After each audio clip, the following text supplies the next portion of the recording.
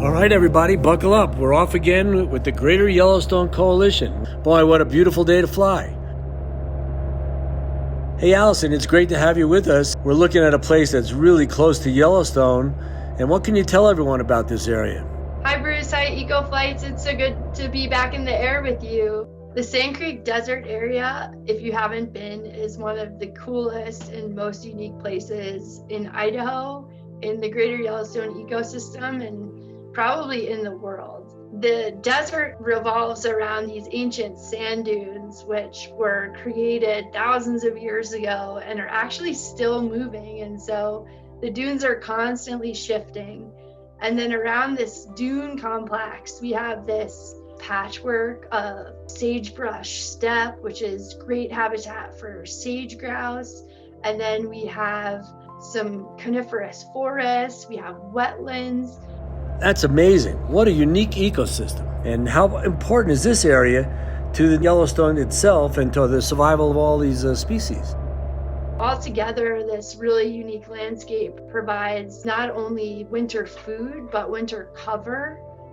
When temperatures get really low, when there's a ton of snow on the ground, when there's not much food available and not much shelter, these animals actually come down and out of Yellowstone and Grand Teton, and they follow this migratory route into the Sand Creek Desert, and then they hang out there all winter, and they eat and they survive on this really unique landscape because of the different kinds of plants that are located there, the different kinds of habitats. The structure of the Sand Creek Desert area all together, with all these different aspects, with the sagebrush steppe, with the forest, with the wetlands together, creates this really complex ecosystem that's really favorable for winter survival. And so we see these deer, the iconic, elk that come out of Yellowstone, the Madison herd, the Sand Creek herd.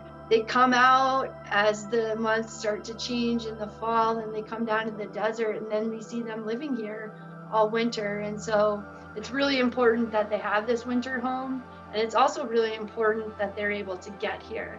And so it's not just a matter of conserving this specific area for habitat, but it's also a matter of making sure that the migration routes are also intact and those are still able to be traveled by these animals. Thanks for your commentary on Sand Creek. We look forward to keeping an eye on this critical wildlife habitat.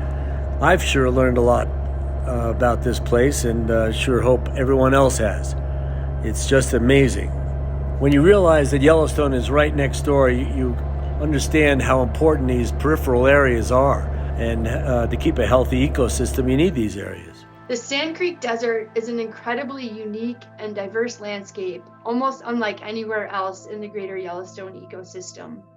On our website, you can find my blog series on the wonders of the Sand Creek Desert to learn more about this special place. You can also find my email address on the site, which you can use to contact me directly or to join our mailing list. Greater Yellowstone Coalition will work hard to protect this critical winter wildlife sanctuary now and for future generations.